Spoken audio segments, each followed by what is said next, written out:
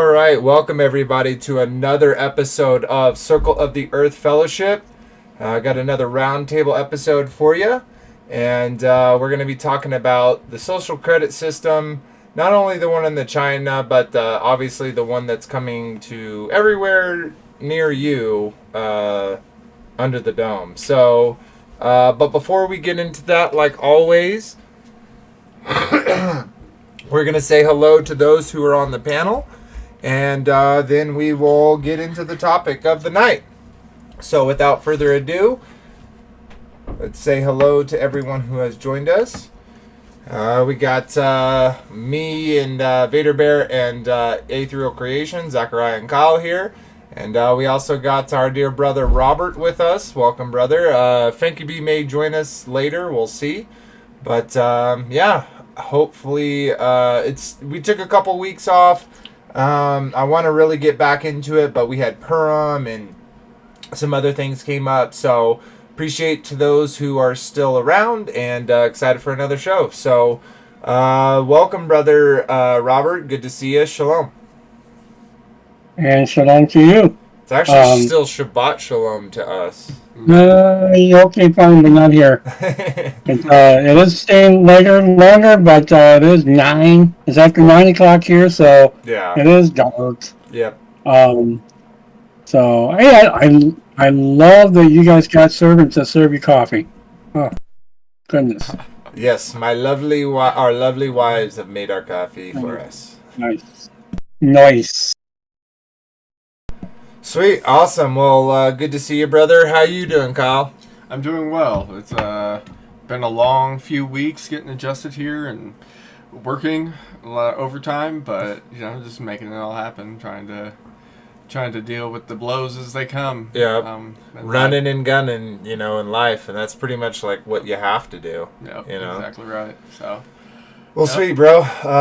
We had a great, we like I said before, we have a local congregation that we're kind of starting. We're sharing homes. This week we're over at Kyle's house, so that was awesome. Francisco from the week from the episode before, and his family, and it's growing, so we're quite excited about that, and we're getting our plan set for Sukkot, so we're pretty excited about that as well. So anyways, all right, let's get into it. So we got quite a bit of videos to share, but before we get into that, I just want to kind of talk about it like we always do, discuss kind of where we're at on it, what we think about it, before we jump into the videos. So let me throw it over to you first, Robert. Give us your thoughts and opinions about it, about social credit system and what that could mean, and your thought, like what you've heard about it, etc. I heard what you guys probably already heard also. Sounds kind of neat in some fashion, because, if you're a good guy doing everything right, you can get good deals. It's kind of like having a nice little, your Meyer card or Kroger card. The more you use it, the more points you get. And it sounds so great. And if you report other people, you can get some points for reporting people. So, bonus, right? But if you go a little fast on the road, or, you do other things that aren't wrong, then your score can go down. You want to go to the store, buy a loaf of bread, they say, well, no, can't have a loaf of bread. We'll get you 2 slices, though. So it don't sound that great.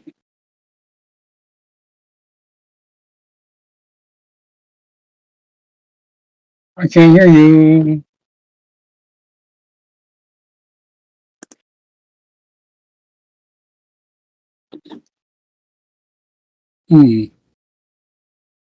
I can't hear you. Oh, sorry.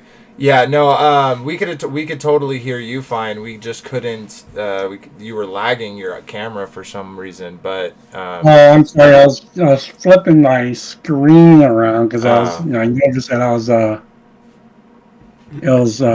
reading backwards. Yeah.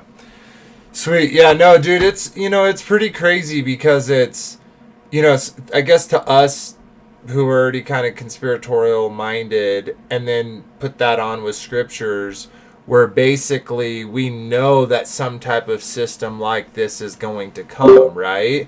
And as we've talked about the other different parts of like smart cities and, you know, AI integration and all those things, man, I really wish I would stop doing that. But it totally distracted me. But with the social credit system, it's just one more puzzle piece. It's one more thing that they're going to use to create the B system, right?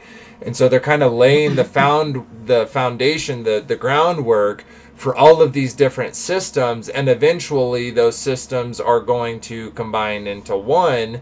And it, you know, it's probably going to be in the form of like one corporation is the government. Like that's what kind of makes sense to me. And it's like, kind of seems like Tesla or Elon is kind of that person, right? He has all these multi-billion-dollar companies under his wing, you know, like of all these different things, right? It's not just all things rockets or all things cars. It's like this vast array of different of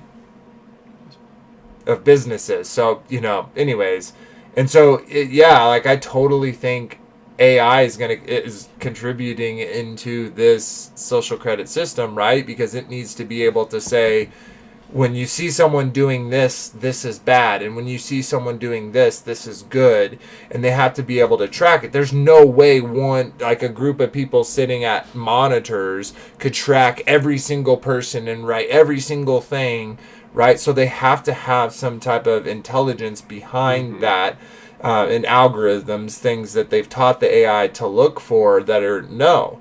And so this, you know, they couldn't have a social credit system with some type of artificial intelligence.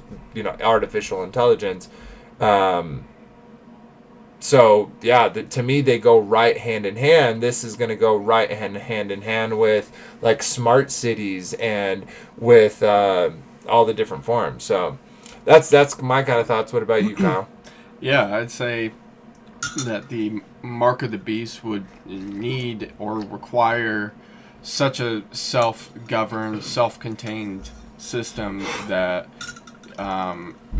everything in it either is controlled through one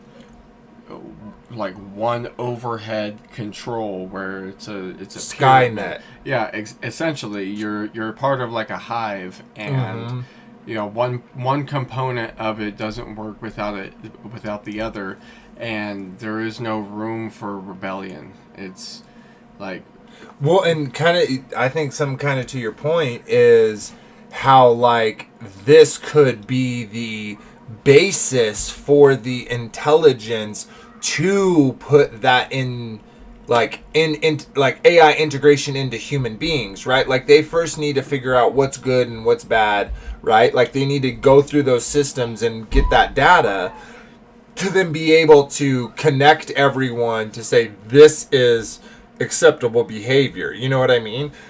And I feel like at that point everyone's going to be the camera. Everyone's going to be, and they're already talking about, kind of talked about it in AI Wi-Fi integration with that like, no, we're going to get rid of phones. Now it's all going to be all augmented reality. You're going to be wearing glasses, and those glasses is how you are going to interact socially and for business. And also that it was your biometric data that was received that would, you know, be telling all the factors about yourself and how you feel and what, you know, what specific chemicals are going through your body, so they can predictively, like, well, dude, you get stopped by a cop, right? And I bet you if they had enough data set, they could tell when someone was nervous because he was just a cop, and when someone was nervous because they were doing something illegal. Sure. You know what I mean? I believe it. Like, absolutely. they could see, okay, this is the range. And then they go and start looking for anybody who,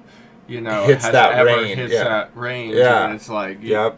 And then it's almost like social credit score goes right to almost kind of like Minority Report, where you're going to start getting in trouble. Like for things you haven't even done. Well, yeah, and things that you've done in the past, right? And Sure. things that you could possibly do in the future. Like, is there a statute of limitations or anything like that on on things. It's like only things done there. Well, yeah, and what if the social credit system? What if when they first go it on, it needs X amount of data going forward, and then once it gets that data set, it can say, okay, I'm going to look at all the data we've had stored up for 20 years Right. and go through all of it, And right? yeah, that's a good point. Yeah. Right, and they could do things like I think about what is that RoboCop, right? And especially the new one because it kind of shows it a little bit more. Where, Cyborg. Yeah. Cyborg. Well, yeah, not only that aspect, but or another good example is Dredd, the Judge Dredd movie, like. That society where they have all of that information on you, your biometrics, where you live, like all attached. Like I don't know if y'all remember, there was like a video 10, maybe 20 years, like it was a long time ago, but it was like someone calling in to order a pizza, and they're like, "Oh, well, we see on that your doctor said that you can't have any high cholesterol things, so we need to give you a vegetarian pizza." You know what I'm talking about? Like he's making this order or whatever, but they're like, okay, well, we're going to have to charge you more money and they basically were like, because you're going to be a big medical thing, a liability to the medical system, we need to charge you more to do that. Sure. And they technically already do that in some regards where they're like, if they know you're a smoker, or if they know you have certain, your premiums are higher. Or if you're if you go paragliding or a skydiver or something like that, your premiums go up. So it's just... Yeah, you get in a lot of car accidents. They can raise your premium. It's just by, even if they're not anything involved with you. Yeah, yep. It's just, you were just there, just got unlucky or whatever, and they're like, well, because you're unlucky, premium's going up. Yeah, and think about just like the fact that how many people have, and who knows how much of this is staged and set up anyways, but how many like celebrities or kind of people in the limelight where their 10-year-old tweets got brought up and now they're getting in trouble for something they said 10 years ago. Like, if you think about that, a 20-year-old to a 30-year-old, that's a lot of maturity, right? So something you said 10 years ago, you probably don't even believe. Like, as a Christian, I know, there are things that I don't believe that, like, 10 years ago that I would... Oh, absolutely. If I would have talked to myself from 10 years ago, I'd have been like, you're a heretic, you know what I mean? Yeah. So it's like... so they could totally go back into that data that they've collected, right? And start getting people in trouble. You know, who knows? Or maybe that's a pressure point to get you to switch over to a smart city, or, you know. Sure, use it to build a case to convince somebody to, like, work as some type of opposition for them. Yeah. Like, use it to blackmail somebody to do something for them. And think about the how they use this against people within the limelight, right? Yeah, like exactly. Especially, well, that's what I was going to say. Especially even if you have a small influence on a certain category or a certain topic, like, it wouldn't be beyond me to think that they would try to coerce and coax somebody with blackmail and, you know, just anything they can pull from all devices of you that AI can just, like, pull a picture up. Hey, so Shane Gillis, we see that you have some kind of things you shouldn't have on your... like, this is completely made up, not real. I guess I shouldn't use a real name. Let's call him Gary. That's a real name too. What's a fake name? I don't know. They're all real. Jebediah. He's with the Amish, so he's not gonna see this, and he's not gonna file suit. So, Jebediah, you know, like, they totally do that, man. They totally get that information on them, and they say, "Hey, do you want cake or death?" You know what I mean? They really give them that option. Hey, do you want to live the limelight and do all these things? Yeah, we'll give you your hopes and dreams. Yeah, all the things you ever wanted, you know, expired for, those will be, like, at your lap. All you got to do is sell this Bud Light. All you got to do is just keep talking about how you love drinking that poison. You know what I mean? And I'm not going against anyone who, you know, drinks every once in a while or whatever. Like, I'm just saying, like, they subliminally sell small things like that. So of course they're going to do big, not only theological but philosophical like manipulations on people for similar ends. So, alrighty. Well, without further ado, let's start getting into some. We got quite a bit of videos. We're gonna show Kyle's here first. So let me pull this up.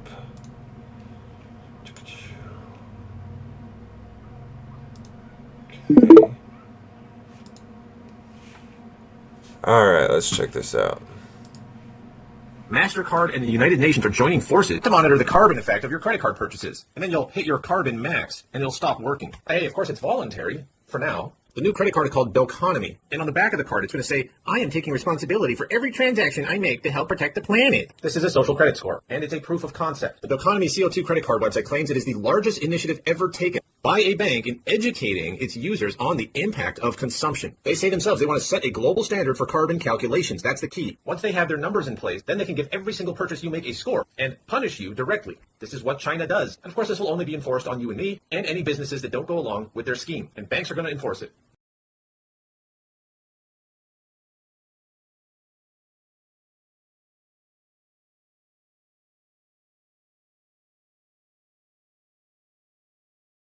It's of course it's through the financial system, and it's like we talked about the smart cities. It's like if you live in the smart city, yeah, your money is good inside the smart city, maybe 5 miles outside of the smart city, but you go past a certain point, your stuff is just shut off. Yeah. It's like tokens at the arcade. Yep. Only good there. 利息750分利息，意味着你 Is this, I think it's like on faster, isn't it? Yeah. 为了你将来坐飞机呀、高消费呀，或者是什么贷款呐，都不能做了，都不可以。 Zhang Yingjie co-signed a loan for a friend who later skipped out. He paid his share, but the local court didn't care.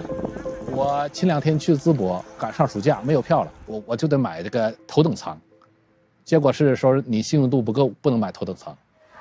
我回来没办法，不能还是没有座位，回来坐的大巴，高铁不是3个小时4个小时就到了，大巴车得10个多小时。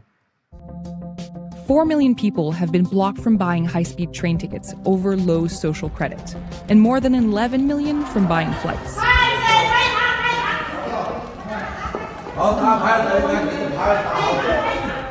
To raise his score, Zhang gets in line at a local community office to donate money the government says will go to charity. Yeah, the charity of their pockets. Yeah, exactly. It's like this guy thinks it's helping. It's crazy. That's insane. 捐100的居多，再有捐1000的、600的、500的都有，都可以加分。 Zhang keeps track of his social score closely, but he doesn't keep track of where his donations end up. 你这个具体给谁完了钱？你问他，具体得问他，我也不知道这个事。手写字吗？我现在已经通过训写，通过捐款啊，通过做义工来给自己加分。 The system might have caused him to suffer. Probation, like they're like, you must jump through these hoops, do X, Y, and Z in a timely fashion, stand in a line, we'll call you when you're next, you can give us your hard-earned money, you pay for this so you can have either not a better score, but so that your score doesn't continuously go down at the same rate it's going down, because that's what I feel like it would be like, where you may have a set score when you get it or whatever, but like it's always in the diminish unless you're doing things. Yeah. That is something that they consider beneficial for society. So you gotta participate. Yeah, and then if you get down low, right? Like there's a possibility where you can never get out of that hole, right? To get a positive rating. Like there's no and then what if they bankruptcy. come and say, well, you're such a liability on society. The only way we can think that you'll be good is if we put you at this work camp and you can work off your debt to society. And literally, you can't You couldn't argue because they would have their own authority structure and police and judges and everything like that. Like they could just sentence you to death. Well, we can almost have that at like in a microcosm with HOAs, right? Like if they have this dislike of you, they can 100% affect your life in a negative way, right? And put pressure on you to do the things that they want, right? Like, we don't like those flowers. Okay, so we're going to charge you $100 a day. Those flowers are there. So you either do what we say or you're going to pay for it. You know what I mean? And it's like the same way in China. It's like if you're not donating your blood, if you're not volunteering, if you're not working, it's like... Right. That's insane, bro. They're like not... The government has a system that's there to... And the neighbors even, where they're like... It's almost like competition in the churches when people like put money in the basket and as loud as they could. Yeah, exactly. The wider the set, and that person gets it, and they're like, oh, 50 on there, and they know that the person that just laid that on top was you know. Yeah. It's like it's just kind of this appeasement of whatever entity or system that you know that isn't God. Yeah, no, absolutely. Any thoughts there, Robert? Just FYI, I could not hear the video over Discord. I could hear it on YouTube, but not on Discord. So, yeah, it's they're trying to train people for good behavior as part of the way they're doing it. You know, we're all, I know, monkeys in the cage, learning behavior. Teaching AI behavior while learning behavior.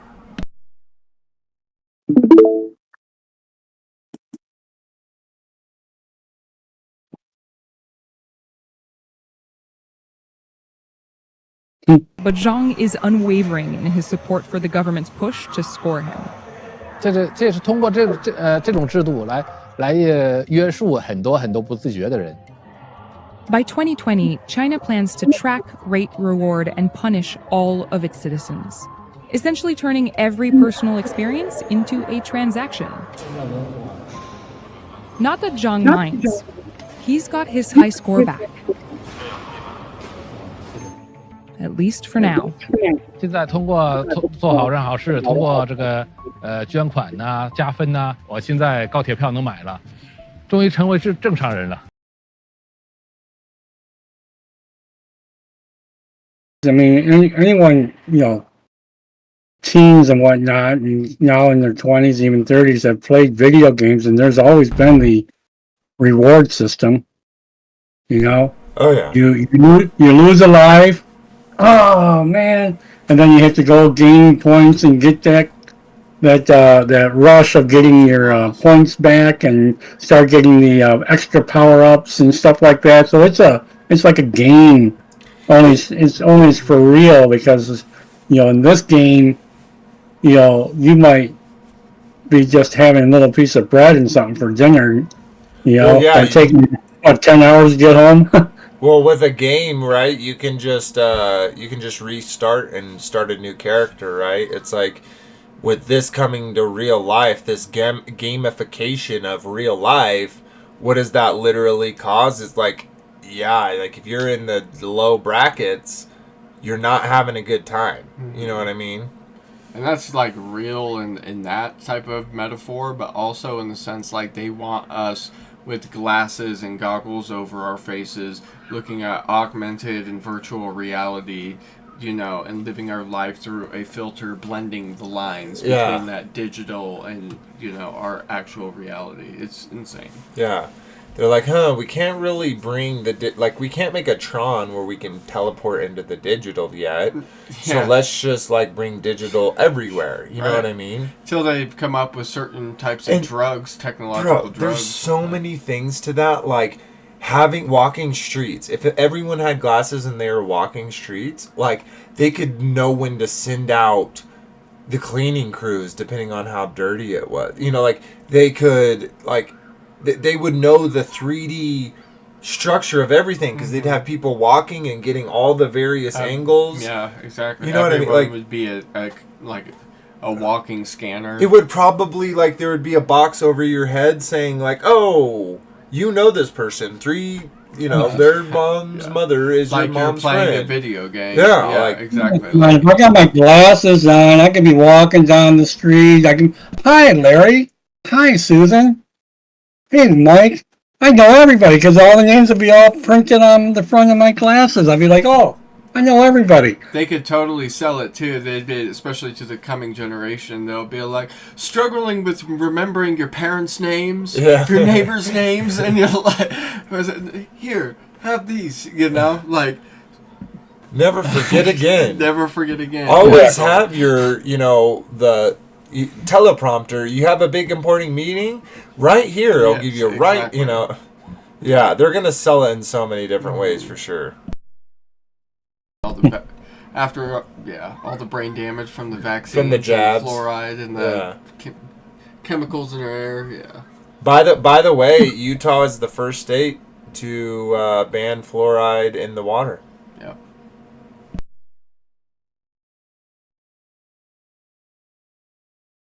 No worries, Frankie B. Happy 11th anniversary. I hope it's going well. Alrighty, let's keep checking with the videos. Excuse me, is there a problem? This zone's for blue tier only. You're green. Green can only travel in a 2-mile radius. What? This was a green zone just last week. For everyone's safety, it is now blue. Boost your credit score to blue tier with the installation of a wellness tracker and gain access to all zones. We're happy as we are. Please make your way back to your designated zone. Activate rapid point deduction for loitering. Head back now or suffer further credit penalty. Excuse me, is there a problem? Literally, this is what they want.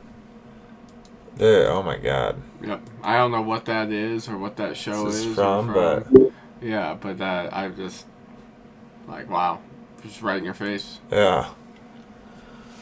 Sweet.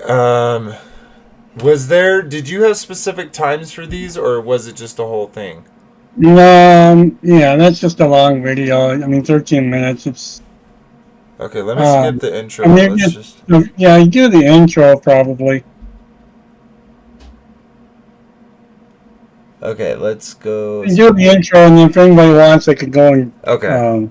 watch the whole thing. Okay. So imagine living in a country where different behaviors, the way you live, to have a social credit score, and if you do good things, you get good scores. If you do bad things, you get points taken away from you, such as if you have bad driving or traffic offenses. If you watch too much porn, you lose points, okay? Jaywalking, smoking on trains, not cleaning up after your dog, you lose points on your social credit score. Not having your dog on a leash, you lose points. Not paying taxes, okay. Playing too many video games, you lose points. Making frivolous purchases, consuming too much alcohol or junk food, criticizing the government, you lose a lot of points. Criticizing the social credit system, visiting unauthorized websites, being friends with or messaging others with low scores, or those who commit the above offenses, you lose scores. You may say, there's no way something like this exists.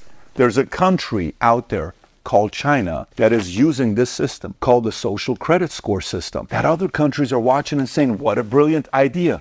We're going to talk about that today. So listen, quick warning, by the time you watch this video, you may be inspired to want to move to China because it's just such a wonderful place to live where people can control your decisions, your thoughts. You have a scoring system. So brace for impact. The inspiration is going to go higher the longer you stick around. But if this thing gives you value, make sure you give it a thumbs up and subscribe to the channel. So by 2022, an estimated 80% of provinces, regions, and cities had introduced some version of the system. More than 33 million businesses in China have already been given a score under some version of the corporate social credit system. And China's social credit system rates individuals, ready, based on the aggregation and analysis of data. In some trials, they have involved a single numerical score between 1 to 1,000, similar to a FICO score. Sometimes is A through D. But it's not like the FICO score that you're thinking about in America. So don't be like, well, what's wrong with that? We have that in America. I got a 620 FICO score. I got an 820 FICO score. Very, very different FICO score. In America, your FICO score has nothing to do with how much porn you consume or how much video games you consume. Brandon got nervous for a second because that was the part he was not happy about. However, we're going to keep this in and we're going to continue. Of course, that's what they joke about and make light, right? Like, they just gotta, they gotta advertise it. Here's what the future's going to be like. You walk into the store with these 15-minute cities, these smart cities. You walk into the clothing store and you go, ooh, this shirt looks good. There's no tag on it. You put it in your basket. Oh, I need a pair of socks. I need some underwear. You throw it in your basket. No tags on any of it. You walk out. You check your app. You've been deducted, $326 because of, inflation, right? Your t-shirt's going to be expensive. Mm-hmm. But where does that money come from? What does that money mean? It's all going to be a social credit score. Yeah. As we're moving into the AI world, automation, the calls for UBI and all this stuff, how will you get money to be able to go in and grab those clothes? You're going to be a good model citizen. You're going to be high social credit score. And then if you have a high social credit score, they're going to say, you've got an extra $2,000 allotted to you this month for having a score over 800. Mm-hmm. And then you can walk in, take whatever you want. You walk into the McDonald's or whatever, and you just press cheeseburger, and then just boom, pops right up for you, and you don't even got to transact anything. It's all tracking you. It's looking at your eyes, looking at your face. The machine is watching you everywhere you go.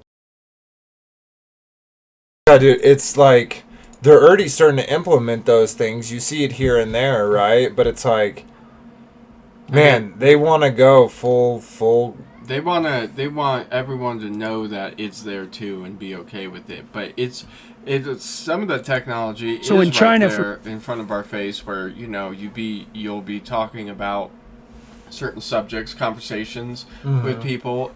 And your device will all of a sudden begin suggesting those things. Yep. You never search for it, but it just wants to all of a sudden now try to cater information accordingly. And it acts like we would. They almost like I guess you're right. Like they kind of put it in your face, because it's like you have to notice that if you're any semblance of a human being using your brain, right? Like, wow, I was just talking about cucumber hair face cream and then boom, I have ads coming up for that specific thing. Sure, right? Exactly. And multiple times. And other people, everyone else I've ever known confirming the same thing. It's like, okay, that's like, if you call that a conspiracy, then I need to call a doctor because you need help. Yeah. And going to what Tim Pool was just saying about, like, it's not even going to be money anymore. It's going to be, that's your social credit score is the amount of funds allotted to you. You know what I mean? It's part of, like you said, the universal basic income. It's a part of that, where it's like you're awarded at a certain amount of credits, and that those credits are just imaginary on that, kind of like your bank account money, although it's not totally imaginary. No, it's like 7-Eleven. You get points every time you buy something. Exactly. It's like worse for than that. Everything. It's like just points. Like you don't can't use be dollars. paid under the table. It's like every transaction must be tracked, and it's all got to be approved and recording, and it's just crazy. Yeah. When you look at your pay stub today, you see, they took your state tax out, you took the federal tax out, your Social Security, medical,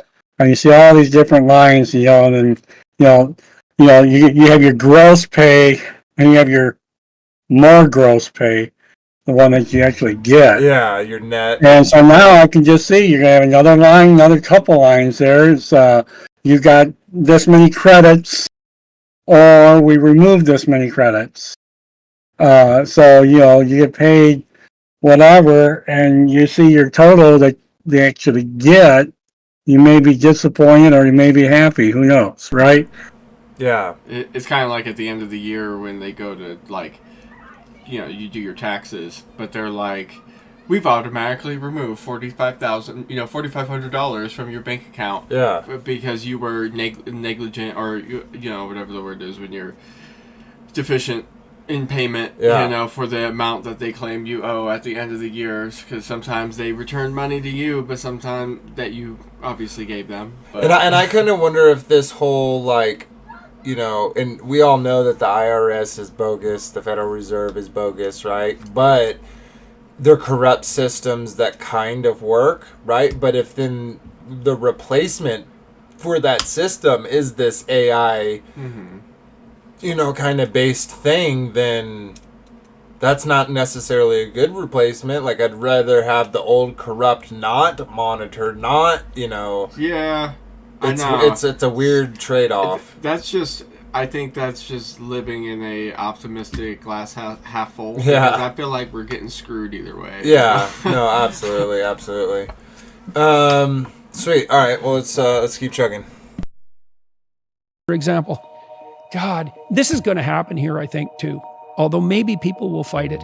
If a traffic camera catches you jaywalking in China, the digital ID system has you. It has your blood now. It has your genetic code. It has your photograph. It can identify how you walk, so even if you can't see a face, you can be picked up by gait. It will convict you of jaywalking and take money out of your bank account with no intermediating judiciary at all, and show a picture of you to the people in the neighborhood so they know that.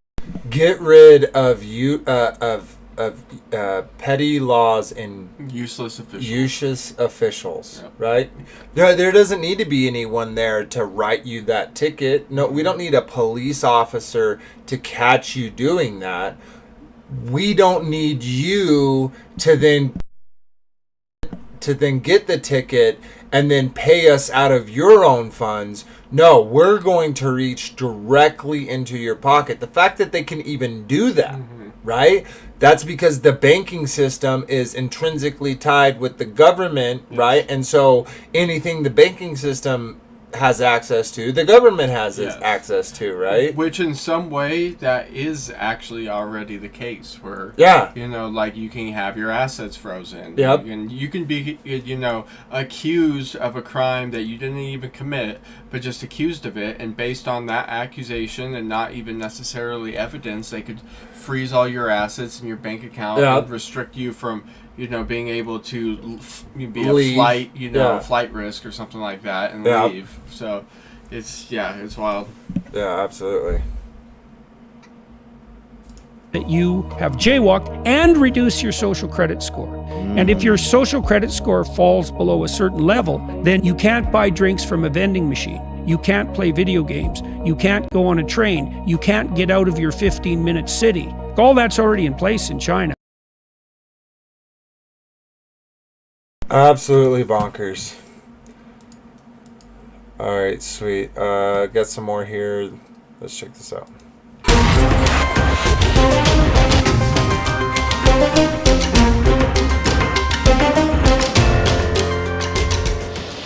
They're constantly monitored by facial recognition cameras that are able to instantly put a face to a name. Now, the Chinese are also ranked, given a mark out of a possible 950 points. A score in the 700s is considered good. Around the 500 mark is not. For now, the number is a sort of bank credit rating, keeping track of everyone's spending habits. I think being ranked is a good thing. A society has to have rules. It forces us to be well behaved. It may seem scary, but it's just like that here. We're used to it, and anyway, we don't have a choice. But in an effort to keep all of its subjects in line, Beijing is taking the system a step further in 2020. It's aggregating data gathered by banks, private companies, and the state to rate if someone's a good or bad citizen. By using the most data possible, the so-called big data, the system will play an important role in rebuilding a moral society. The state will go over every detail of a person's life with a fine-tooth comb. Their financial situation, spending habits, career, even behavior on social media. Criticizing the government online or displaying outward signs of wealth is a no-no. On the other hand, praising the party or giving blood increases your social credit.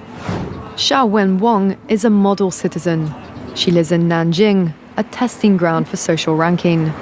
Married with a child, she has a job in a retirement home, no debts, and she wouldn't dream of jaywalking.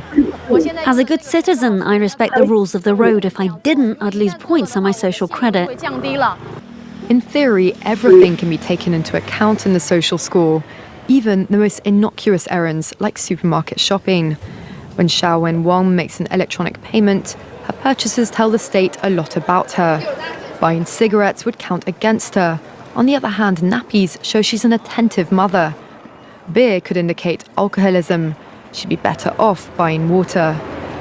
In this pilot city of 8 million people, there are only 18,000 model citizens. For Xiaowen Wang, there are perks to be had, such as paying half price for the bus. I get discounts for all public services, even at museums. And the library is free for me, thanks to my school.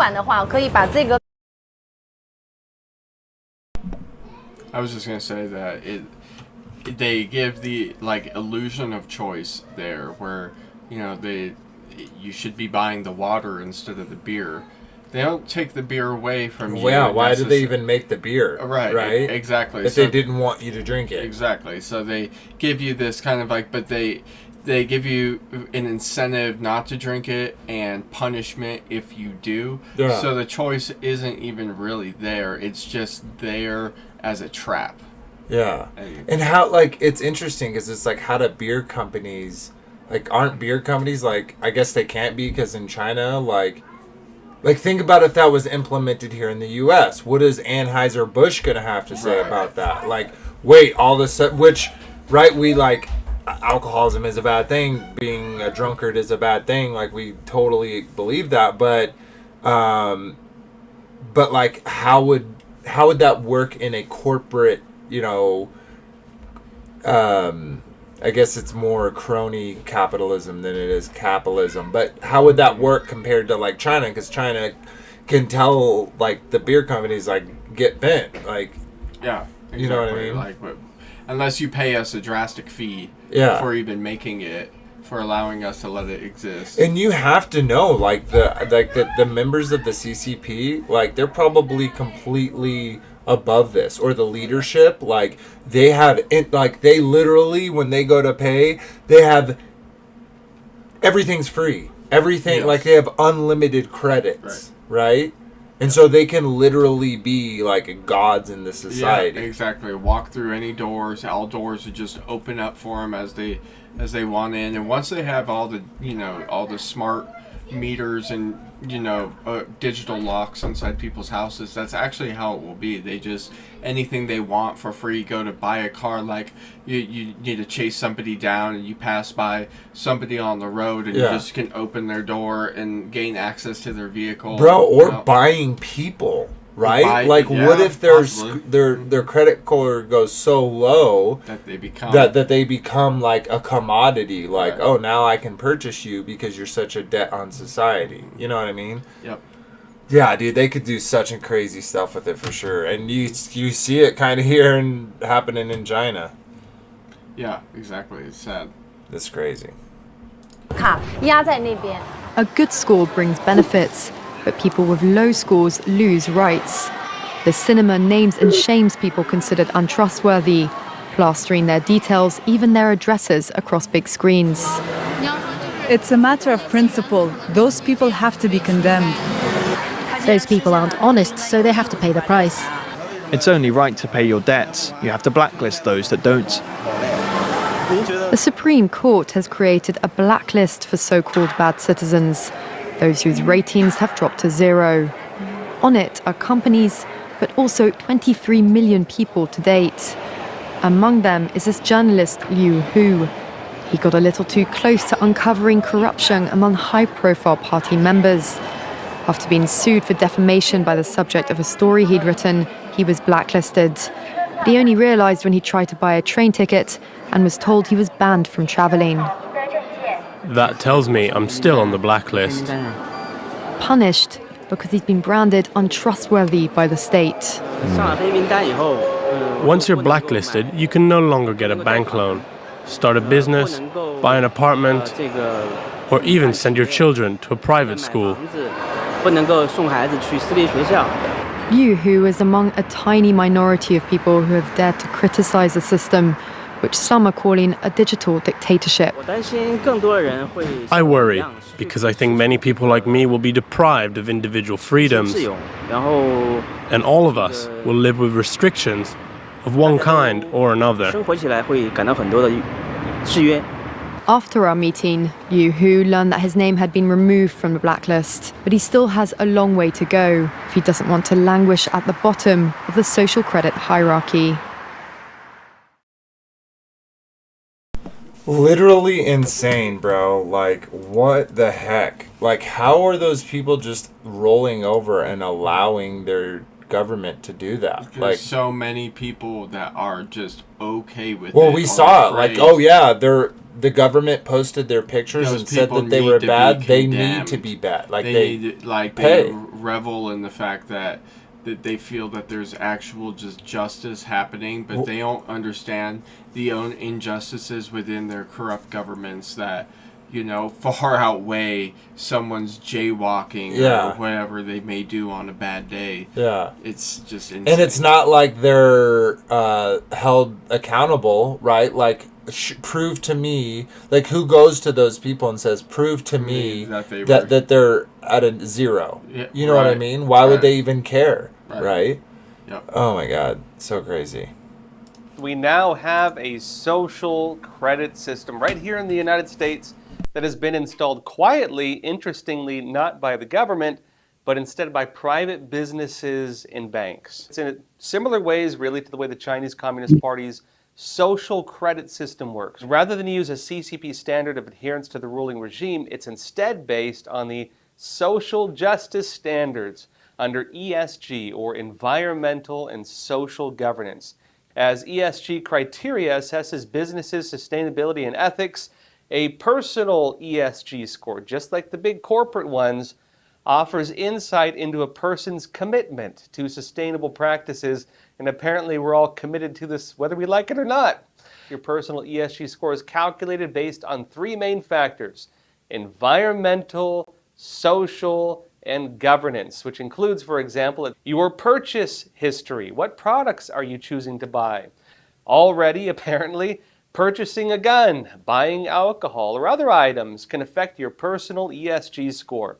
Your sales history, your public records, including your credit reports. All of these are considered to gauge your impact on the environment and society. But because people don't want these things, they've found that they have to try to force people to want these things. Yeah, dude, that's literally insane.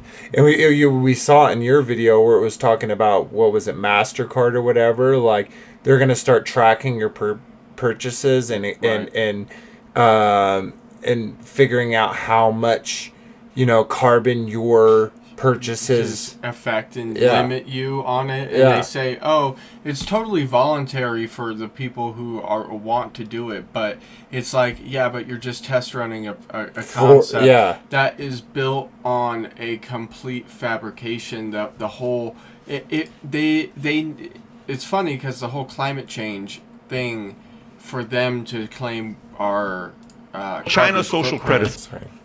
The carbon footprint is like something we have to be careful for, because, you know, Greta Thunberg and her generation is going to all die off before they're 30 because of, you know, all the glaciers melting, rising sea levels and stuff. So it's just, how dare you? Exactly, yeah. And so she, you know, this whole idea, it once again stems on this concept of this Earth being this spaceship Earth out in the universe, just, you know, on its voyage, and we're like the captains and we have to be like responsible for it, which I do agree, like we are to be stewards of the Earth and stuff, and like to not be destructive. But what they claim is that we are the problem, literally us breathing are the problem, and the animals we eat are the problem, and that we need to eat bugs and do as they say, and break what is known as human tradition for, you know, all of mankind, which is that we ate cows.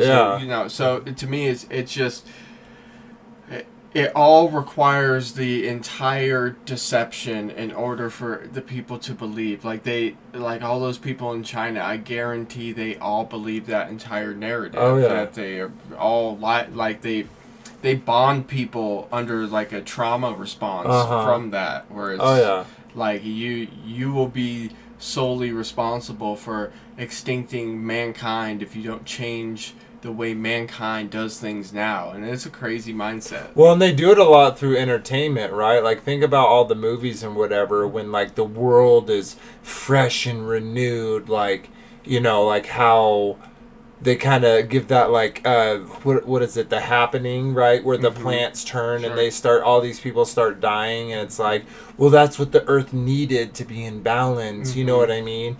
And so, and yeah, they blame us, but they're the ones... The top people are the corporations that are producing these factories, that are producing these all the chemicals and flying private jets and using more carbon emission in one single day than like 100 people use in their entire lifetimes. You know, it's to me insane, the hypocrisy. But that's like, those people are figures of power in a way where you know, especially in the social credit system, where you can't speak against anyone like that, or else you just get docked. Yep. So yeah, luckily we're blessed right now in some way. Yeah. We just get censored. Yep.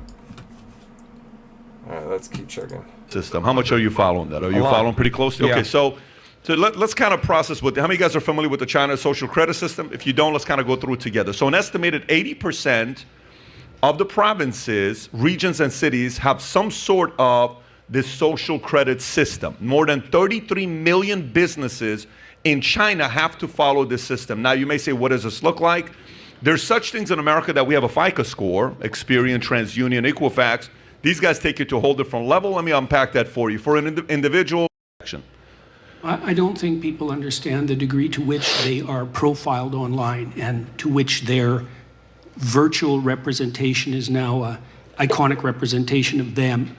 Nor do they understand that they have no rights whatsoever to that representation. So, for example, let's say we turn our information about our purchasing habits over to the bank when we open a bank account. 30 years ago, that wasn't such a big problem. With AI systems, it's a problem that's so big you can't imagine it. I mean, I'm certain that my staff could find the data online to absolutely predict your voting patterns. With 95% accuracy. You have no idea what sort of digital footprint that you're leaving behind you. And there are almost no protections for that. And so now, and you also asked about the First Amendment. Yes. Well, we have very weak free speech protections in Canada. And I can tell you that is not going well. And so the combination in my country, the combination of that. Candace, your thoughts on the social credit system and potentially coming down here? It's already here. It's very slowly. They tried to radically introduce it during the times of COVID. If you want to go back to one of their lies, the dollar bills have you can get dollar from dollar bills. Everything has to now be electronic. Don't use cash. One way that you can fight this system that is definitely coming is to use cash as much as possible. I keep cash on me now. Oh, am I going to get robbed? This wasn't smart. This is secure, right? Yes. We're good. And at the time of COVID, I was also pregnant, and when we went to the doctor, suddenly they didn't want you to fill out forms, so they got a bunch of people to agree to migrate all of their stuff online, their health information online. And I refused. I was like, print out paper. I like little things like this make a difference. Read the small print. Speaking of doctors, I went to the dermatologist the other day. Read the small print, the fine print, on what you are agreeing to. Everyone just fills that out really quickly. Unbelievable. I literally sat there and she's like, I've never seen anybody read it. Right? I read it and I was like, I absolutely agree to none of this, so I can't sign this. Are you still going to be able to check my face? Because I don't want to go into some system. We can use this information to do, we can share this information with the government to put into their systems. For check a pimple? Like just one pimple? Like I don't want to do that. So you have to be, especially where they're already doing this, and he is absolutely correct, Dr. Jordan Peterson, in saying that the threat of them just constantly being able to take this data for you, to follow your digital footprint online. This is why it's really important to have like a VPN server. I mean, I put myself in all different countries all the time because I'm very aware. They put our entertainment online. They put our purchasing online. They put our banking online, our bill pay online. Like, Pretty soon it'll just be all one thing. Yeah. And then that one thing, for the convenience of you never getting robbed for it, losing it, or anything else, should just go right inside of you. Yeah. Yep. Sounds familiar. Yeah, and we can't put it in your. We got to put it in your brain, because then people can just chop your arm off and take your. Your code. Yeah. Although if it's linked to your heart rate and everything like that, and the chip knows to, if it can watch your biometrics. You're dead. Yeah, exactly. Yeah. Like totally. Yeah. That they're doing this, and you will see, ironically, that the same people that are telling you that they do not want people to have IDs are going to be the same people that are advocating for this system. They're the exact same people. Who would say such a thing, though, to not have IDs? No, this is great. We should be able to do this and monitor. They want to know where you are every second of every day. They already do, though. And predict your patterns. The idea that this hasn't happened already, a VPN doesn't insulate you. I don't know how much IT you do. I don't want to hear that guy talk, so... anyways, yeah, she's absolutely right. Mr. Jabi? Hi, can you hear me? We can hear you. Hi, my name is Aman Jabi. I'm a resident of Big Fork, Montana. That's not bad. I've had over 25 years of experience in Silicon Valley. I've developed imaging and cameras, and I've worked on optics and technologies that have been sold to companies doing facial recognition and 3D cameras. I have a deep expertise in this area. Unfortunately, I've been attending these meetings for the HJ48 now for the last 5 or 6 months. And it still seems that people don't have a grasp on what actually facial recognition is, how it can be used, and how it is going to be used. There's a common underlying theme that I heard again from the speakers. It's about solving crime. It's about safety and security for the public. And obviously, people were concerned about privacy. And whenever you hear about privacy with facial recognition, it's a red herring. Because in reality, when facial recognition is done in the digital world with artificial intelligence algorithms, you are guaranteed privacy. Because all the data for the face will be stored on blockchains, and it'll be immutable, and it won't be able to be seen by most humans or almost no humans. It'll all be done by artificial intelligence algorithms. So, how much, if you go back and literally, how much years, faith they have in the blockchain. It's like they're God. They're like, oh no, we don't need to be worried because it'll be stored in the blockchain, and no one has access to the blockchain. Right. Like they created something that is more supreme than humans, essentially. Yeah. And it is how they held it. They're like, we don't even know how AI did it. Yeah. We don't even fully understand the blockchain. You know what I mean? Exactly. They created something that, and hey, you know what? Maybe that's the case. They're dealing with some type of demonic angel, type of watcher technology that they're just like following some ancient instruction manual, and they're just connecting things, and poof, things are happening, and they can't understand it. I don't know. Yeah. Let's keep going. In 2018, the United Nations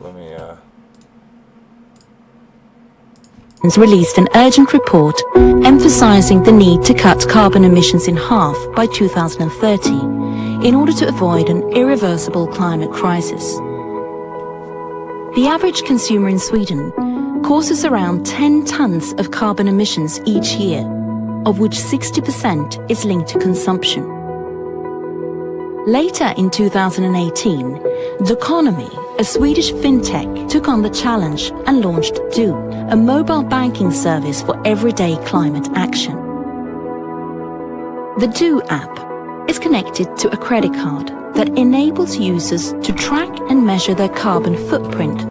Were you just saying about a system that would have it all in one place, and that's like literally what they're doing? Yeah.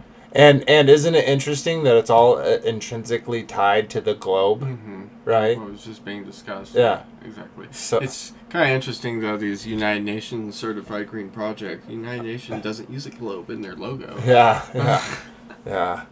From each purchase, and to compensate for its impact day by day. This spring, Doconomy took its fight against climate change one step further by adding a premium credit card to its offer. But instead of introducing a premium credit card with the typical benefits that encourages further mass consumption, Doconomy did the opposite by launching Do Black, the world's first credit card with a carbon limit. Simply put, it's the first credit card ever to stop you from overspending. Not based on your available funds, but rather on the levels of CO2 emissions caused by your consumption. Maybe we should just finish it real quick. Okay. Do Black helps you track your climate impact and ensures that you reduce it by 50% in line with the UN 2030 recommendation. The core purpose of Do Black is not only the ability to measure the impact of your consumption, but also bringing it to a direct halt, making it a radical tool against climate change. For years, credit cards have put a limit on our credit. Yeah. Do the people who get these cards, who limit themselves like that, like, just love the smell of their own, farts? Yeah. Because it's just, it's like you buy a Prius to save the world, save the environment. Mm-hmm. I don't know. There's just something about being convinced of something without doing any research that just screams stupid to me. It's very sheepish behavior. Yeah. Where it's like you're willingly putting not just yourself in a trap scenario where they're like, nope, you've reached your limit now. Like, stop breathing. Yeah. Your carbon limit has Yeah, been reached. sorry, you bought sneakers, a shirt, and a DVD. You can no longer buy food because Right. you're, Every breath you take, it's like going in the negative. Yeah. It's like, it's people do that to themselves. They just elect it, right? Exactly. And there's then- always that group that will elect to go into slavery. Yes, exactly, and bring everyone else them. down into it because they're like, oh, well, we've tried the system, it works, everyone loves it, right, everyone? Yes. And then they just apply it for everyone. Yeah, no, absolutely. Let's go this back. This goes along with Black Mirror, so actually let's play this first and then we'll end it on Black Mirror. Hi, everybody. It is January 22nd, 2025. If you did not see Trump make his announcement yesterday, Stargate, AI, data centers, the $500 billion investment in the United States, well, I'm going to play just a few minutes of it. Oh, boy, he loves Larry Ellison. After this just, 2-minute clip, uninspired, earth-shaking announcement, a new age begins. Oh, that golden age. We're here.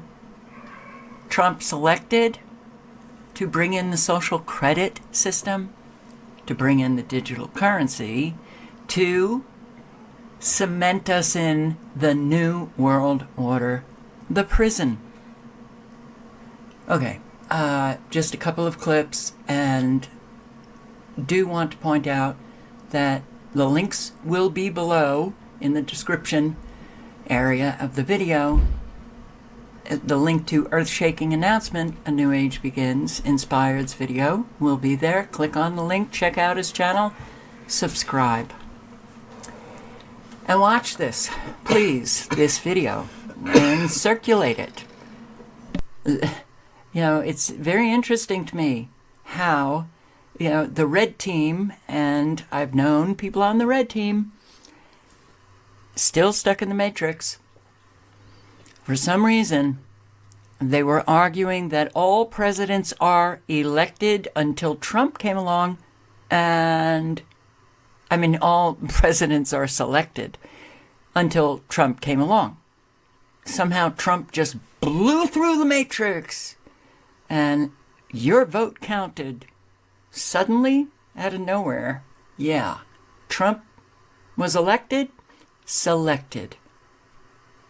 He's bringing us a world, selected to bring us a world that none of us want to be living in at all. Okay, stay safe, everybody, because 2025 is going to be one hell of a ride. It's my honor to welcome three of the world's leading technology CEOs. And in the case of Larry Ellison, it's well beyond technology. He's sort of CEO of everything. He's an amazing man, an amazing business person. But to announce the largest AI infrastructure project by far in history, and it's all taking place right here in America. As you know, there's great competition for AI and other things, and they're coming in at the highest level. We're joined by Oracle Executive Chairman Larry Ellison, SoftBank CEO, my friend Masa Yoshi-san, and CEO of OpenAI, and I would say the by far the leading expert based on everything I read, Sam Altman. So that's great that you're coming in together. That's a massive group of talent and money.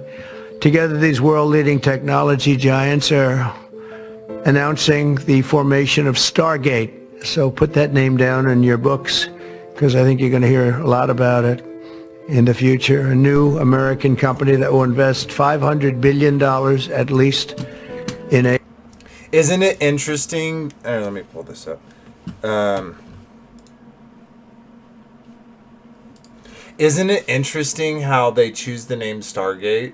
It kind of reminds me of the whole, like, the reason why they chose to name that movie Frozen, because if you did Walt Disney Frozen, you would come up with the movie before you'd come up about articles about Walt Disney being frozen. Mm-hmm. So in the same way, like, you search Stargate, you get this company, it's going to be on the top of, and people are...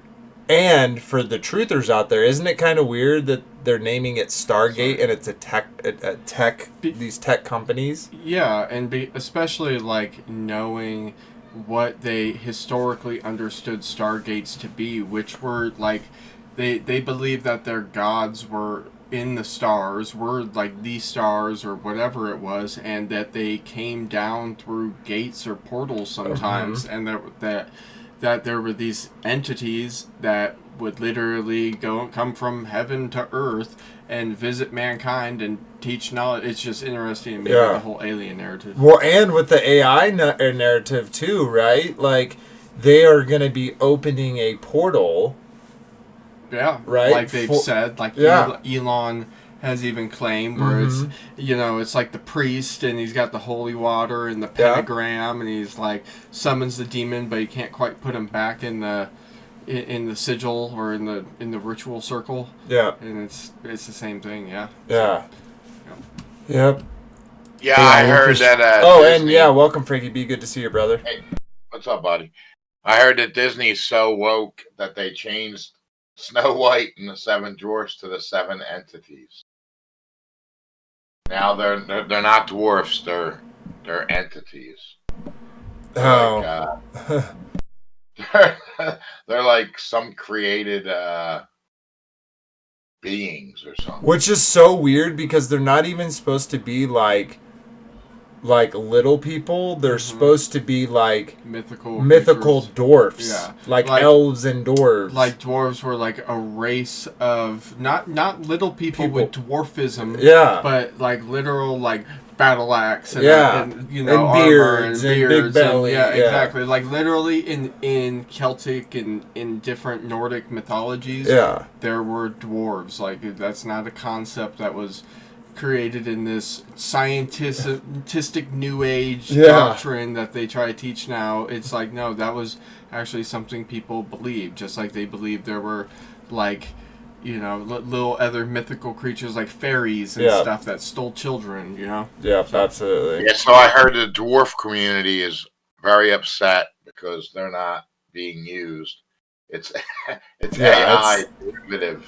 It's weird all around for sure. Let's keep chugging, though. Welcome, guys. Hey, what's up? And happy anniversary, Frankie B. 11-year anniversary with your wife. That's awesome, bro. Yeah, it was awesome. 11 years. 11 years of marriage bliss. Nice. All right, let's keep chugging. Structure in the United States and very, very quickly, moving very rapidly, creating over 100,000 American jobs almost immediately. This monumental undertaking is a resounding declaration of confidence in America's potential Thank you, Mr. President. One of the most exciting things we're working on, using the tools that Sam and Masa are providing, is a cancer vaccine. It's very interesting. And it turns out, I'll be quick, all of our cancers, cancer tumors, little fragments of those tumors float around in your blood. So you can do early cancer detection. If you can do using AI, you can do early cancer detection with a blood test.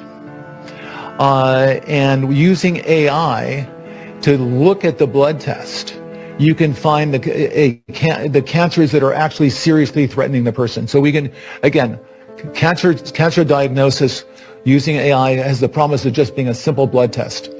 Then beyond that, once we gene sequence that cancer tumor, you can then vaccinate the person, design a vaccine for every individual person to vaccinate them against that cancer. And you can make that vaccine, that mRNA vaccine, you can make that robotically, again using AI, in about 48 hours. So imagine.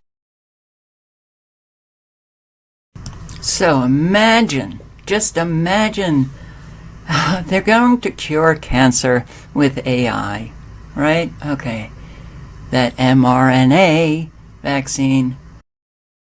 So real quick, like, they're talking about CRISPR technology. Yeah, exactly. Literally designer drugs based upon the person to cause, like, what?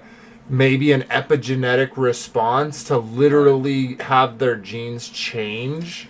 Exactly, and which is crazy because looking at just what we know with the mRNA, shots that were given out recently, the jabs that were given out recently, they introduce foreign DNA on multiple levels to your body. And your body has this response to it to create antibodies to fight it. And it's spike proteins, and it's sitting there on overload, constantly trying to fight something that you put in your body as a response to fight something else, supposedly on the outside of your body. Supposedly coming and potentially affecting it. And they've classified it in different ways. We obviously know, like, myocarditis and pericarditis, like inflammation of the heart tissue.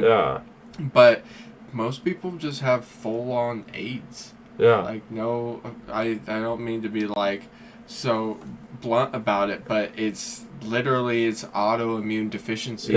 You have a disorder where your immune system cannot fight and respond normally anymore because you've genetically altered yourself at a DNA level. It's insane. It's crazy.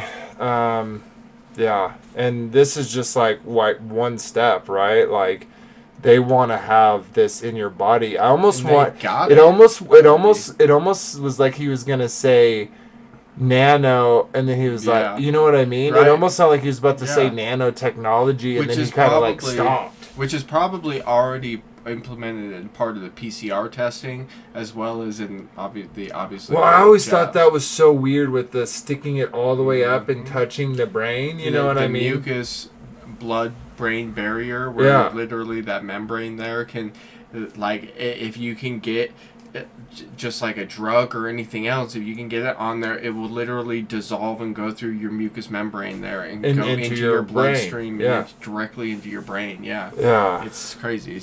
It's literally insane. All right, let's keep chugging. And AI is going to create an mRNA vaccine in 48 hours. Operation Warp Speed. Larry Ellison. Stargate Warp Speed. Then here he is. Now, they always sell the public on the miracles of this technology, the medical miracles. They don't discuss the other applications of this technology. Well, Larry Ellison did right here. The police will be on their best behavior, because we're constantly watching and recording everything that's going on. Citizens will be on their best behavior because we're constantly recording and reporting everything that's going on. And it's unimpeachable. The cars have cameras on them. I think we have a squad car here someplace.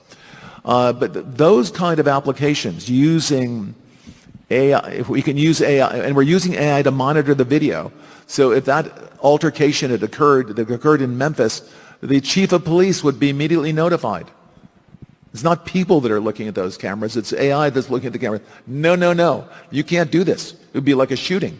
That's going to be an event that's immediately, an alarm is going to go off. It's going to be, and we're going to have supervision. In other words, every police officer is going to be supervised at all times. They always say it's for this reason, right? Like, cops are so bad that we have to monitor everything we do. How can't you get behind that? If you're not behind that, you're a bad person, right?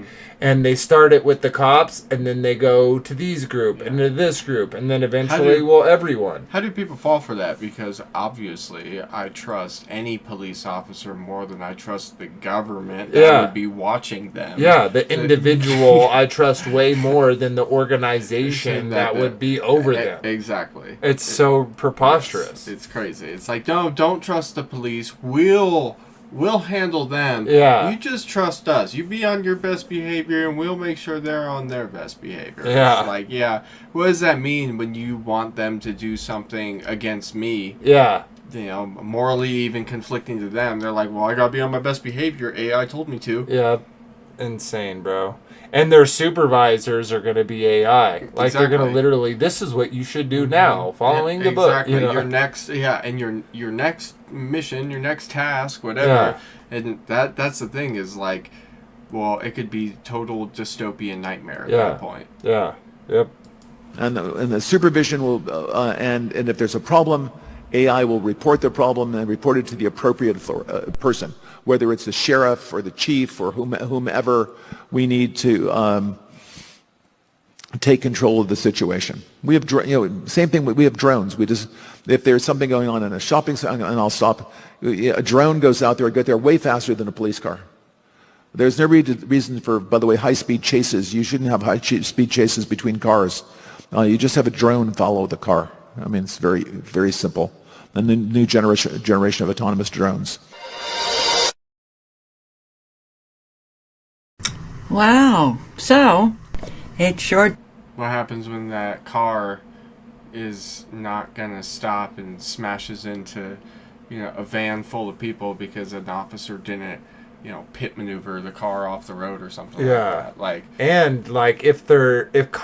If your solution is we're just going to have drones, like they've always done, police created body armor, criminals created bullets that could go through the body armor, right? Like Teflon a reason why criminals use fast cars is to get away from fast police cars, right? Mm-hmm. So if all of a sudden the new thing is drones follow them, they're going to find a way to hack the drones or shoot the drones or, you know what I mean? Exactly. So it's like, they always sell like these solutions as they're the all be and all. I was talking about this with my wife the other day.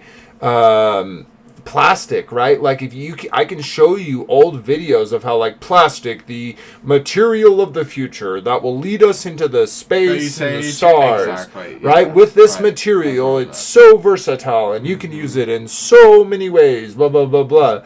Now, fast forward, 50 years, they're like, plastic is a detrimental part of our society. It's like we need to get rid of it. Yes. We need to build our spaceships out of wood. Do you know what I mean? I wish you would. Yeah.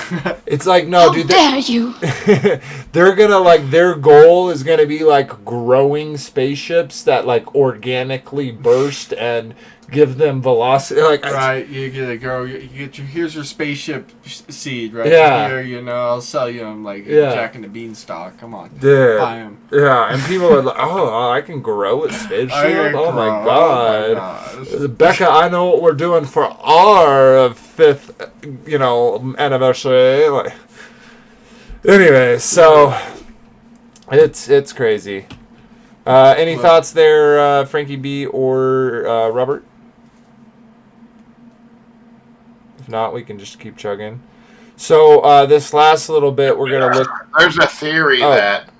Go ahead. There's a theory that after the year 2000, when they said that the computers would reset, that AI took over, and from the year 2000 to now, we've had really no culture change.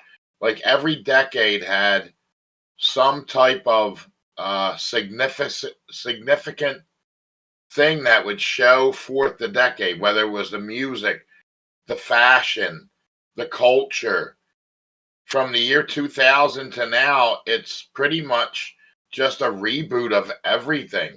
Like Disney just came out with Snow White and the Seven Entities. They can't even reboot like Snow White and the Seven Dwarves. They can't come up with any new ideas. It's because AI has continually has taken over our culture, and there's no creativity released from outside entities. They're not letting anyone enter into the sphere of creation where fashion is changing, where music is changing. Everything's like a reboot, and it's all centered on a certain control group. And the theory is that AI is running everything. They don't want no one to gain great wealth with their creativity. You know what I mean? Yeah, well, so I could kind of see that. I more think that it's still coming online, and little by little they're bringing it online. The reason why I say that is because, like, for instance, with Elon Musk, right? Like, if he came out and said, "Hey, we just fired 40,000 IRS agents because now we have an AI system that can replace those jobs," people would be up in arms. Everyone would be, right? But if he comes out and says, "Hey, I've eliminated 40,000 jobs from the IRS, that's going to save us a whole bunch of money," right? We're going to share that money with the American people. Then they can slowly add in AI to these various systems across our government for that end. I think like as we've kind of seen, you weren't here the whole time, which is okay, but it's first being especially like in China, it's done by the government, but in America, it's being implemented by corporations. And see, all the kind of, I guess the advantage we have as Americans is all of those corporations are biting to be the special boy, right? The special company. And so they're at each other's throats, right? Like the only competition is sin in their eyes, right? They're trying to be the big one. And so the only one. And so that kind of slows them down because we don't have one government AI program where they're taking all the people who are doing AI and bringing them in. We have Google doing it and Amazon doing it and this company doing it and this company doing it. So it's all, it's all, what is that? Cannot think of the word, but like in corporate or like in governments where they'll only give information to certain groups of people. Oh, like NASA. With, what is that? Hierarchy of information. Something compartmentalization of information, right? Yeah. So, yeah, bro. Eventually, when that opens up, in my eyes, it hasn't been running. I think. But the technology, it seems like has been developing. Well, like for instance, with my phone, like before the Meta AI, whatever it's like, was on our devices. It wasn't like we bought a new device and it was like now with the Meta AI. Yeah, it didn't have that. It was like. Your phone didn't have it, and then your phone did have it. So to kind of pay some kind of points towards what Frankie was saying, like that's probably around the time when they were like developing and starting to perfect some of the technology to push it out there to where it could set the foundation for this very thing. But now it's like everything is created and interlaced so that AI can function on it. I almost feel like the algorithms, the actual like digital algorithm equations were given by entities. Yeah, You that's know what I actually mean? what they kind of tell us. Yeah, I mean, with Jack Parsons and that, with that too, but the guys who built the computer and programmed the internet, like for some reason there's some drug usage and some talking to entities, spirits, aliens. You get these weird stories about why how these things first started and came into existence. It wasn't just out of like some dude had an idea in his basement. It was he was given it, which is kind of funny because like our logo has. I work for Coca-Cola. Our logo hasn't changed in 20 years, and it was supposed to change. It was supposed to change every 5 years. But our logo has been the same since 2005 or 6. I mean, we came up with new commercial ideas, but our logo hasn't changed. And before that, there was creative ideas where our logo would change, where the configuration of the word Coca-Cola would change. It doesn't change anymore. It's just been the same for the last 20 years. Well, to be honest, I feel like that's with every startup, because like think about Starbucks, they changed until they kind of got their symbol. Home Depot changed till they got their symbol. Burger King, changed. But their their symbol is a kind of like a Freemason symbol, like the word Coca-Cola. Our logo has 666 involved in it. Yeah. And it hasn't changed in the last 20 years. Yeah. Yeah. You know what I'm saying?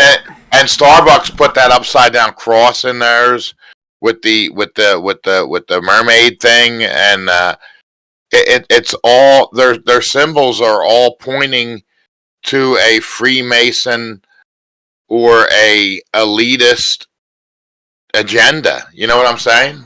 They all have. They always have. That's the weirdest thing about. Yeah, but the symbols were changing. Now they're just going with the same symbol for the last 20 years. I wonder how much of that is behind it is that it's AI driven. What's that? I said I wonder how much of that is just brand recognition, right? Like Apple went through a whole bunch of iterations, but everyone now knows Apple's symbol, right? So they don't even need to have like letters by it. They can just show that thing and people know what they're talking about. Just like the Pepsi logo as an example, like it used to be written out Pepsi. Now it's just this like kind of simple symbol, but everyone who sees that symbol knows what that symbol is. So I feel like at a certain point, it's just kind of redundant in the branding and marketing to keep changing and changing and changing when people are familiar with your company. So I feel like new companies do change and iterate that logo, and kind of coming from a graphic designer perspective. But then once they kind of hit that established corporation, there's no point in it. The big corporations are cutting out human interaction. Now it's just a AI driven logo, and they're going with that, and they're not paying anyone to come up with new creative ideas. Oh, totally. You know what I mean? It's so much of AI will take over the creative. That was the whole big strike thing in Hollywood, because they're using AI. They're like, we're not going to pay you to write these scripts when we basically know that you're using AI to write a big portion of it and then presenting it as, your work and wanting to be paid, right? So because AI is out there, we're going to pay you less because we know that you're using these resources to make make it easier. So what is in my hair? Yeah, they can just have AI check if AI wrote it. Yeah, exactly. So they're taking an opportunity for someone to be creative and make money. No, of course, because create that's like one of the more expensive things to do. So. Like, I want to use one of my songs for a slogan for Coca-Cola, but I'm not sure that they'll approve it because everything's AI driven. They can get it cheaper from AI. Yeah, they don't have to I mean? And their logo is so worldwide known. They don't need anything else to promote their product anymore. Well, the biggest issue I would say with what you're saying, though, ultimately is they have already said creations created by AI cannot be copyrighted. So if they started making movies and stuff purely upon AI generated art, then they could never stop people from like downloading. Like, they would have no right to punish people for like pirating it, as an example, because they don't own the rights to it. They couldn't stop people from copying it and selling it cheaper. So, but they could stop that whole thing altogether by just providing the masses with their bread and circuses on their screens to where they have unlimited forms of entertainment in front of them, and no one even considers copywriting anything because it's all given to you for free. It's and I think ultimately they'll go to basically an open sandbox where anything you can kind of imagine or think happens, right? Mm-hmm. So like in immersive movies that are just like you said, like a sandbox. Yeah, and so it's like you could do anything. You know what I mean? Like, there would be no copyrighted, because they basically like, here, we can just create your own world. You know. Interesting. Alrighty, well, we got a few more videos. We're gonna finish off the stream with Black Mirror episode Social Credit Score. If you haven't checked out Black Mirror, it is pretty interesting because I feel like it gives you some nuggets of what they imagine, what they kind of hope to do. But it is dark. It is not, the greatest. It doesn't make you feel happy after watching it. So just warning there. But this is one of the episodes, and we're going to watch a few bits from it and then kind of talk about it.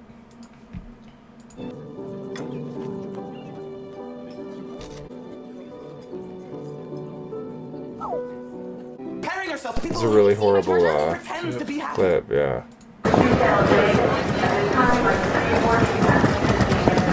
Hi there, how you doing? I am wonderful. I am so sorry. That flight is canceled. That's the way they want everything. Yeah, it's like all pastel and like muted. Yeah, they want everything like conformed, and they don't want you speaking out. They don't want you having emotions. Yeah. Just going with the AI programming. It's insane, bro. It's really sad.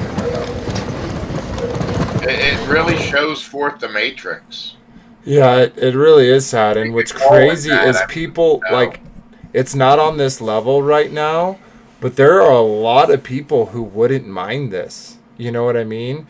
And the thing is like, whatever side it comes through, whether it's Republican or Democrat, same, whatever, one wing of the dragon, whatever way it comes in, right? Like, people are going to feel like justified. Like, think about if it comes through this woke thing, right? Like, if you propagize or say any woke thing, right, you're going to be docked social credit, right?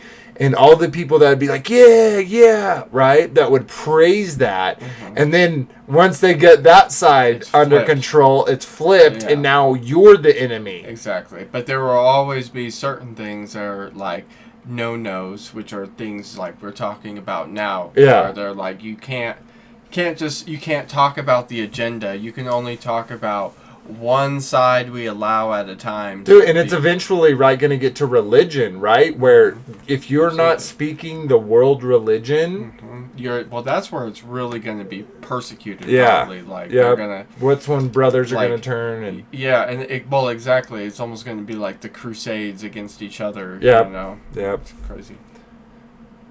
Yeah, it's going to be the compliant people against free thinking people. Yep. Yep. Goats versus the sheep. Yep. That was one. Let's check this other one. Oh, by the way, only real quick. 4 stars. She's like, wait, why did this person only give me 4 stars? Yeah. Dude, some I learned on Big Bear, Owen Benjamin's podcast. Zucker. Do you know what Zucker means? It means sugar. Huh. Interesting. And think about these interactions. What does Berg mean? City. Huh. Interesting. Sugar City. Huh. And he's dripping sugar to people. Yeah. Yeah. That's crazy. Yeah.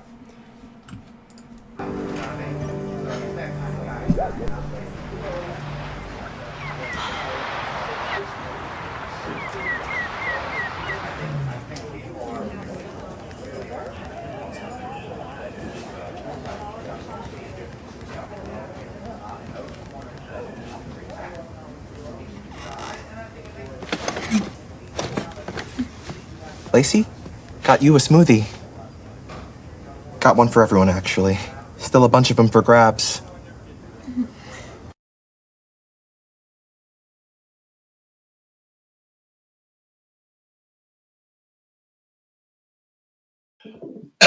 Yeah, they really want so yeah, there's that whole I can't, I probably even get in trouble for playing what little that I did, but that Netflix series is quite crazy, and there's more than that. There's like one and rewatch like people's memories, and it's like that's another thing. All the bees have died, so they have electronic bees or like robot bees.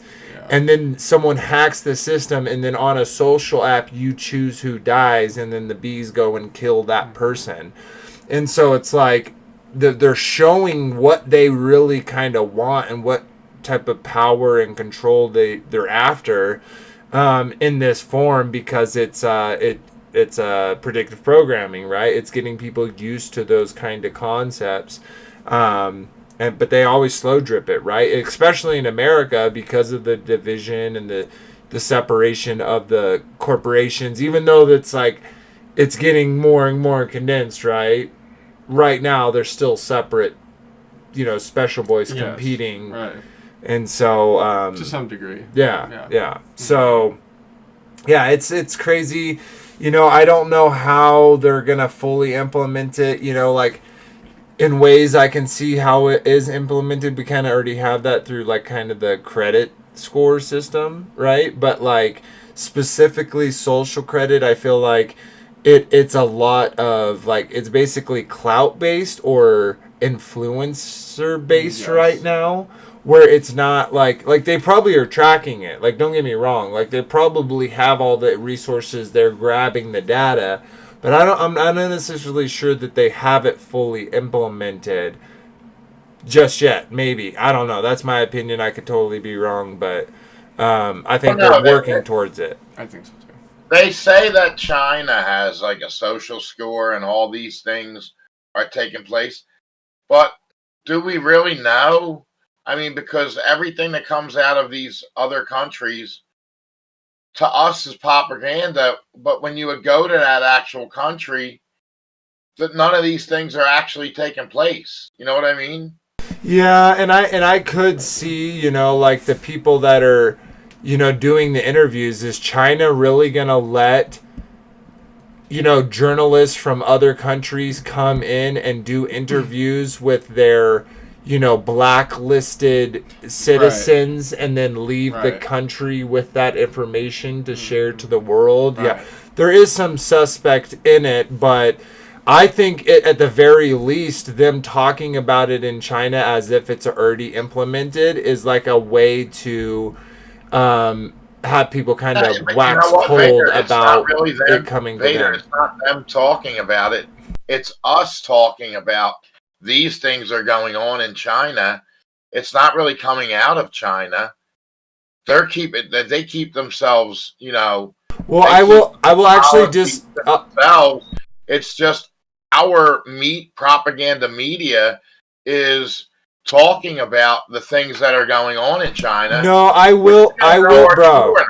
Bro, I will say that China has come out and said, right, like we have implemented these things. Like you can get press releases from the CCP of them implementing these things as a positive thing for their society.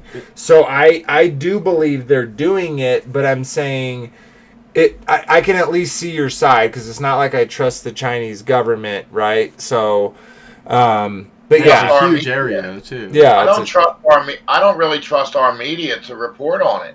Yeah. Because they can report on anything and make any story up. Totally.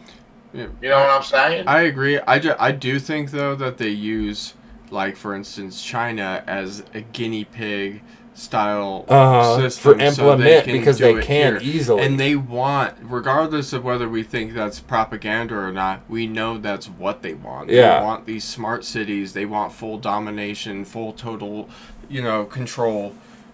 Why pay, a 1,000 parking ticket police people in a city when you can just do it through the social credit system, right? And like the camera, you don't automatically picks up that person parked illegally and sees them doesn't even out, send a ticket or anything, just deducts their money straight out of puts their face in their car where it's illegally parked up on the sign so other people can laugh and mock at that person. And then it said if other people then associate with them, that they get that they get deducted too. Yeah, that's insane. Yeah. So yeah, it's crazy, guys, but we're not there. They are trying to build that system, and so any and every way that we can kind of push it back in our lives, we should. Not participate in these type of things. It does look scary. It does look daunting, right? But then again, greater is He who is in us than who is in the world. And they can form all the weapons they want, but what's the worst they can do? Is why fear him who can only kill the body, and not him who can kill the body and the soul. So, all glory to the Father, and whatever wicked plans that they can come up with, they're going to come up with. But we know in a single day that is all going to get torn down, and we're going to be in an actual age of peace, in an actual age of love, and compassion and mercy and grace, and so bring it on, come and take it, let's do it, so sweet. Well, I hope everyone enjoyed. We'll go ahead and say our goodbyes and call it a stream. We'll jump over to you, Robert, your final thoughts and goodbyes. Yeah, like you say, Maranatha, come Lord soon. It's gonna be some ride. I don't know how quickly this is all gonna be coming around. I think it's gonna be slowly, then all of a sudden it's here, So yeah. I'll just keep on watching, seeing what happens. Yep. And that's all we can do, right? Is be watchers, and what's gonna happen is gonna happen.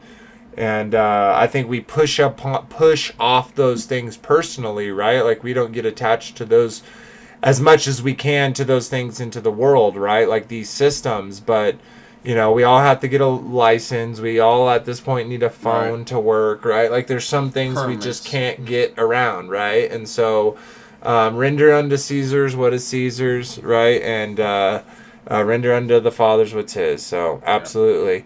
And thank you for joining us, brother. Let's jump down to Frankie B. Final thoughts and goodbyes. Yeah. So the word says that the earth is groaning for the manifestations of the sons of man. I think it's really up to us to call forth the love of God and just bring unity to this realm. We're all God's creation, whether it's Nephilim, fallen angels, humanity. We're all creations of God. And we need to be in unity together to bring this world into a place of love and manifestation of God here on earth. Bro, wait, are you saying we need to be in unity with fallen angels and Nephilim? Well, And they're fallen created by angels are God? God's creation. Aren't we God's creation too? I don't think Nephilim are God's creation, bro. He Well, definitely. they're the sons and daughters of the fallen angels, And they got punished so much. Yeah, but still, it's an we abomination. all fall under God's creation. Abomination. So, for God's creation to dwell in this place, we need to be in unity. I'm not going to be Whether in unity with Abomination, bro. Sorry, not me. I understand that, but we need to love them as God's creation. I don't think they're God's creation.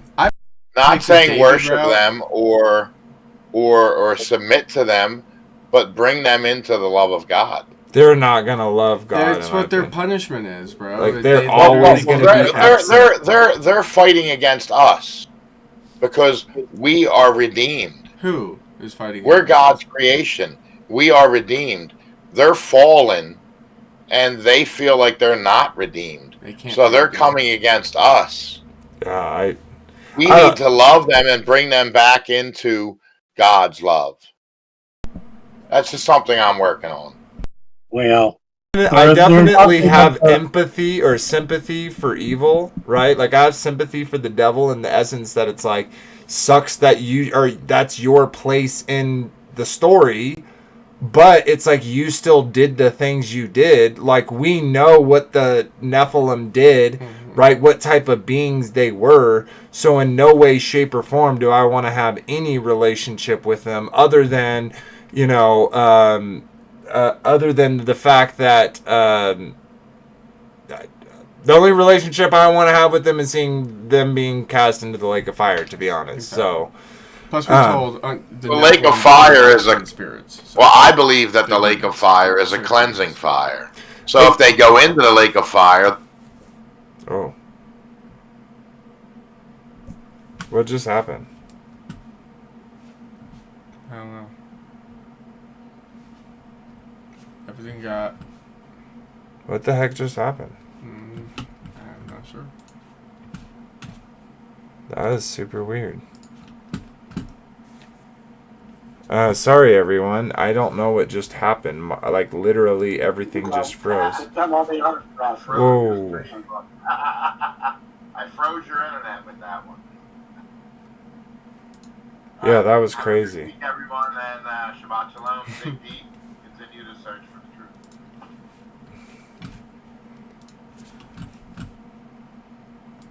Yeah, sorry everyone, that was crazy. Yeah, that's a whole separate topic, but I appreciate your enthusiasm and you joining us. I'll just say, dude, it's crazy. It is what it is, and whatever. Like if it happens, it happens. I'd still have the Father's protection, so it's like whatever's gonna happen, So like, yeah, it's scary in a way, but it's like I don't really think we need to be black-pilled. Like, oh my God, it's coming. What are we gonna do? I think we keep living our lives and being righteous men and women, and the Father will have us under His wing. Even if He draws us, out of where we currently live and walk through a wilderness and provide for us. Yep. Like He does John the Baptist, or the Israelites out in the wilderness. Yeah. So. Sweet. All right. Well, thank you, everybody. Hopefully, y'all enjoyed the show, and hope to see y'all next week. Same time, 9 to 11 p.m. Eastern. But yeah, until next time, guys. Remember, the ABBA loved you first. Shalom, everybody. Shalom. Shalom. Yeah, I'll be in the Pocono Mountains next week, so I won't be around.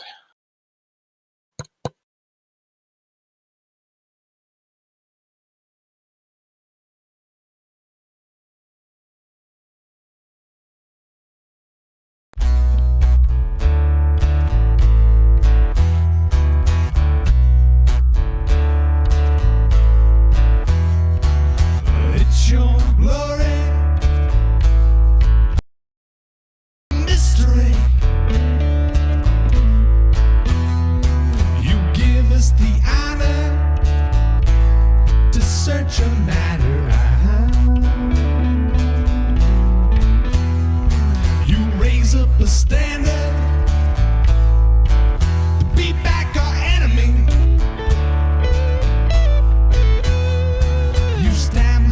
realm